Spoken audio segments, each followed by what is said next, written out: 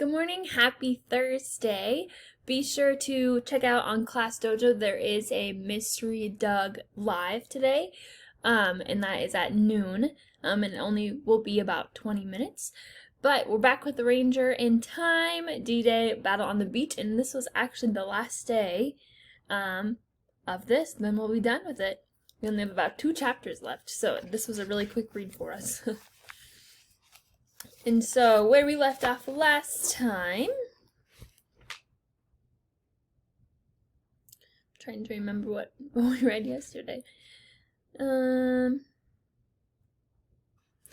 So the Walt and his friends finally got the balloon in the air so that the German soldiers knew that they were there, and they told Leo and Ranger and the cat to stay.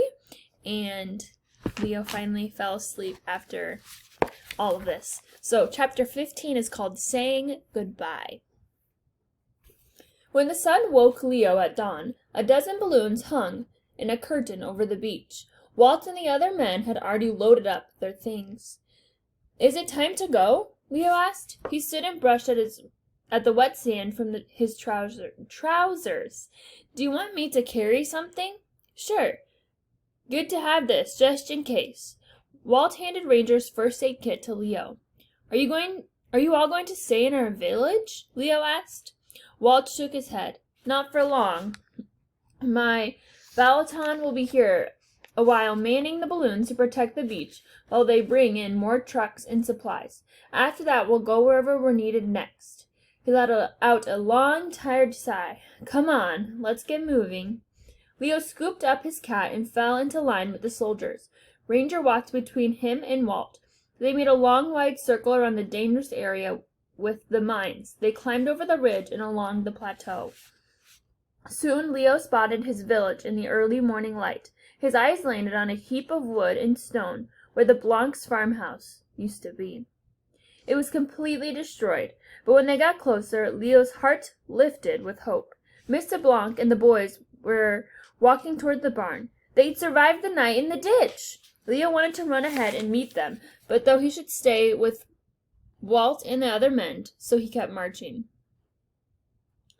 The village was full of Allied soldiers.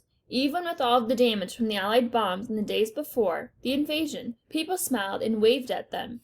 Women brought out jugs of cider. Children chased after the American jeeps with bouquets of flowers.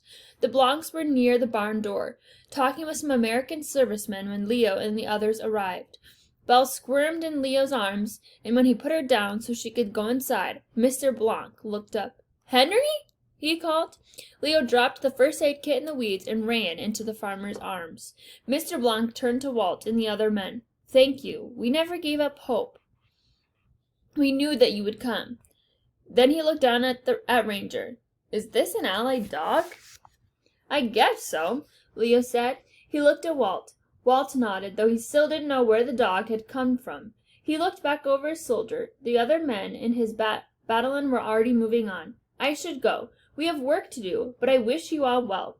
He started off toward the other men. "Wait!" Leo called out, and he ran to Walt and took his hand. "Thank you. I wish I could stay." "It's all right." Walt knelt down. "You'll be safe now." "But what if the Germans come back?" Leo said in a small voice. "They won't," Walt said. "We'll make sure. Look." He pointed to the monument down the road. During the occupation, German soldiers had taken down the French flag in the village square. Today, 3 of the local men were raising it again, with Allied soldiers looking on. Seeing the red, white, and blue of his country's flag made Leo feel a little better. Mr. Blanc stepped up to his side.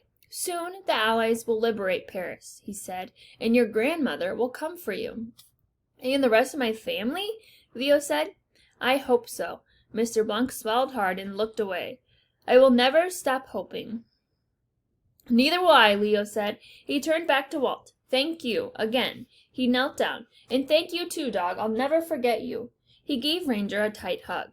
Ranger nuzzled Leo's shoulder. The boy smelled like sand and salt and sweat. Also, cat. Ranger sneezed. Leo gave him one last pat, waved goodbye to Walt, and headed off to help the Blancs find the rest of their animals. "Take care," Walt said, and started walking away. So here's Walt, Leo, Ranger, and they are watching someone put up their flag.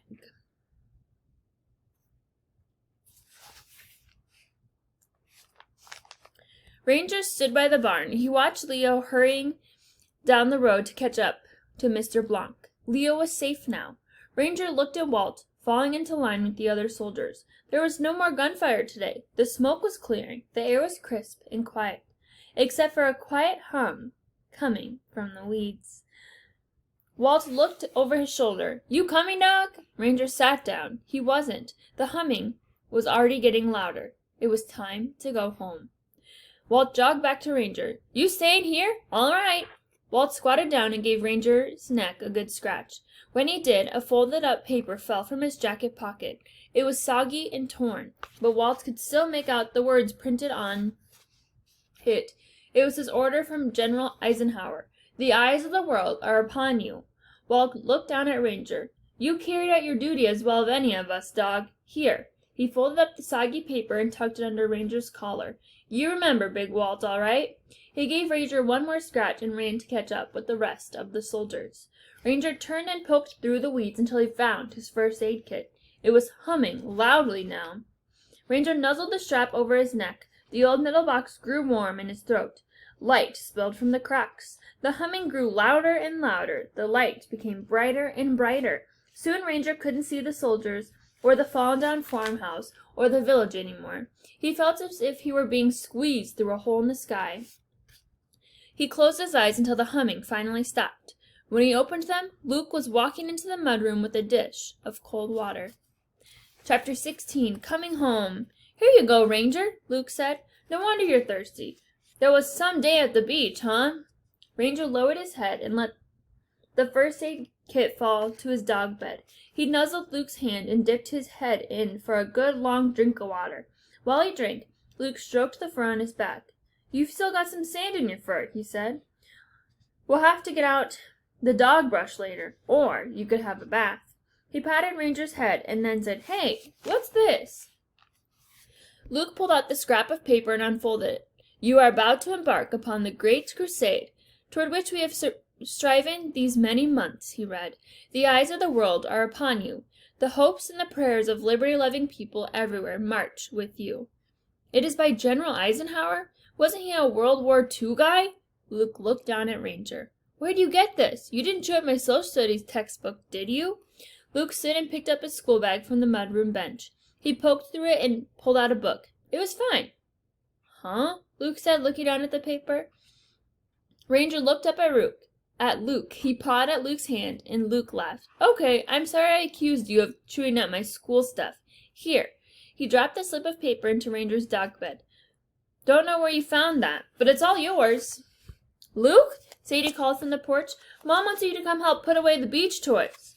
When Luke was gone, Ranger took another cold drink from his water dish. It really had been quite a day at the beach.